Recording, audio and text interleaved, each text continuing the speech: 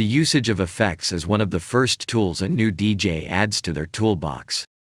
An additional tool a DJ may use to inject some creativity into their sets is effects.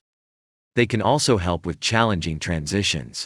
They may, however, become overused and in some situations, become a DJ's crutch. The top 5 straightforward DJ sound effects that you need to master are covered in this video. We'll also go through when it's ideal to use certain effects. So what are we waiting for, folks? Let's jump into the top 5 effects and how to integrate them into your DJ sets. Number 1. Filter. One of the effects that DJs utilize the most frequently is an audio filter. Due to its growing popularity, it is frequently given a separate knob beneath the EQ knobs. This knob is at the middle position, which is neutral. The low-pass filter is activated by turning the knob to the left, while the high-pass filter is activated by turning the knob to the right.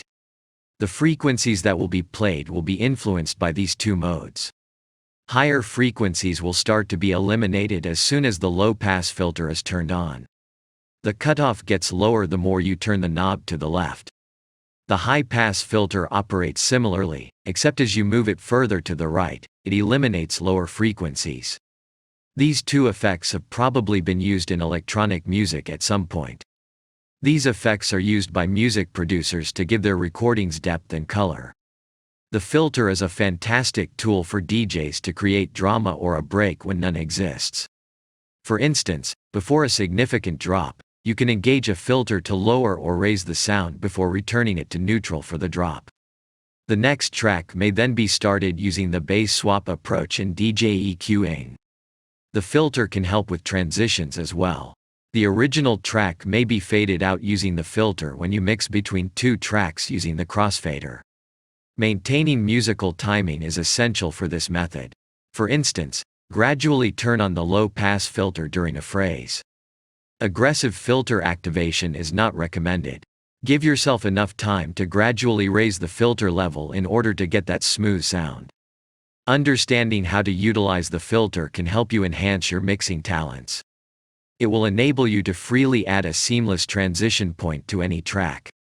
Play around with the filter a bit to get a feel for how it influences the sound. Once you're familiar with it, you may try using it during a track as well as during transitions. Next up, phaser. Another common effect used by DJs is the phaser effect. The phaser effect modifies the music's audio in such a way that it appears to be coming from a rotating speaker. This effect may give a track a lot of dynamic energy. The depth of the phase sound and length are typically the parameters that you may change for this effect. Each end of the sound spectrum will be more noticeable as the phase gets deeper. The phaser is most effective when used on a track's melodic parts. It can give the song a grand, panoramic impression. This ebb and flow works nicely with pad components within tracks as well as extended breakdowns. The powerful bass sections are the exception, as the phase effect can cause the audio to become so distorted that it even pushes your sound into the red. Play around with the phaser's many options while configuring your software. See how it affects different parts of the song to get a sense of where it works and where it doesn't. The phaser is an excellent instrument to use at the right time to give your DJ performances more dynamic sound. Be careful while utilizing this effect because if it is used at the wrong time, the audio will sound terrible. Number 3. Flanger. Another phase-based effect is the flanger. It gives the music a swooping effect similar to the phaser. However, the flanger is usually more aggressive. The flanger's length and intensity may both be changed, much like with the phaser. The flanger is commonly utilized in the build-up to a drop. To prepare for the release, it can raise or lower the sound. Correctly using the flanger can be challenging since too much aggressive usage of the flanger might overpower the track. It's recommended to keep an eye on sound levels while using DJ speakers to prevent harsh tones. Play around with the effect before adding it to your settings so that you are comfortable with how it affects the music. Additionally, avoid adding a harsh flanger effect on top of the bass and kick beats. It won't sound nice, just like the phaser. The flanger should also be utilized in time with the track's structure, so keep that in mind. To add additional drama, for instance, turn on the flanger in the 16 beats prior to the drop. It may swoop up and then quickly fall again to catch the drop. For optimum outcomes, time it properly. Coming up next, reverb. Reverb is a creative effect that may give the impression that the music is happening in a big room. Think about playing your music in a tiny room against a vast cathedral to get a sense of the sort of impact reverb is. The effect will increase as you turn up the reverb setting on the knob. The size of the room it is reproducing will be increased. Reverb is practically used in breakdowns to provide emotion and a spooky feeling to the song. Additionally, it can be useful in giving vocals a deeper edge. Finding the right amount of reverb for a given track may be challenging when balancing the effect.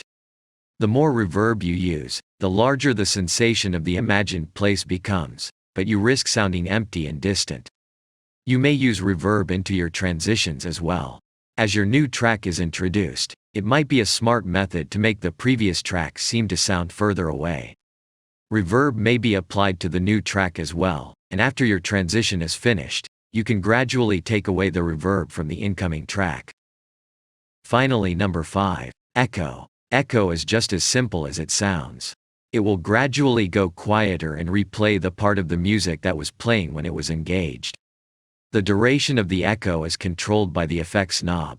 The duration of the echo increases as you move the knob further toward the wet side. Using the echo effect when switching from one music to the next may be effective. To give track 1 some carryover when track 2 begins to play, use the echo effect in the phrase's last beats. The echo effect also works nicely with slower basslines. They frequently repeat into the distance, which may give a track a huge amount of depth. Vocal components can also be utilized with the echo effect.